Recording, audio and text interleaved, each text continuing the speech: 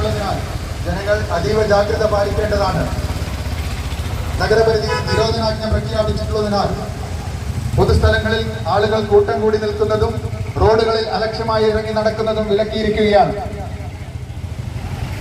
നഗരപരിധിയിലുള്ള ആനയെ സുരക്ഷിതമായി മാറ്റുന്നതിനുള്ള നടപടികൾ വനം വകുപ്പ് ആരംഭിച്ചിട്ടുള്ളതിനാൽ പൊതുജനങ്ങളെല്ലാവരും വീടുകളിലും കെട്ടിടങ്ങളിലും സുരക്ഷിതമായി ഇരിക്കേണ്ടതാണ് എന്ന് അറിയിക്കുകയാണ്. ആനയെ പ്രകോപിപ്പിക്കാനോ അടുത്തു ചെല്ലാനോ ആരും ശ്രമിക്കരുത്. പോലീസ്, വനം വകുപ്പ്, റവന്യൂ അധികൃതർ നൽകുന്ന നിർദ്ദേശങ്ങൾ എല്ലാവരും കൃത്യമായി പാലിക്കേണ്ടതാണ്.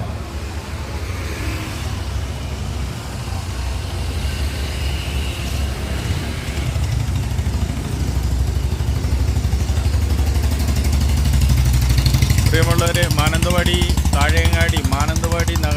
നഗരസഭയിലെ പരിധിയിൽ താഴെങ്ങാടി കാട്ടാന ഇറങ്ങിയതിനാൽ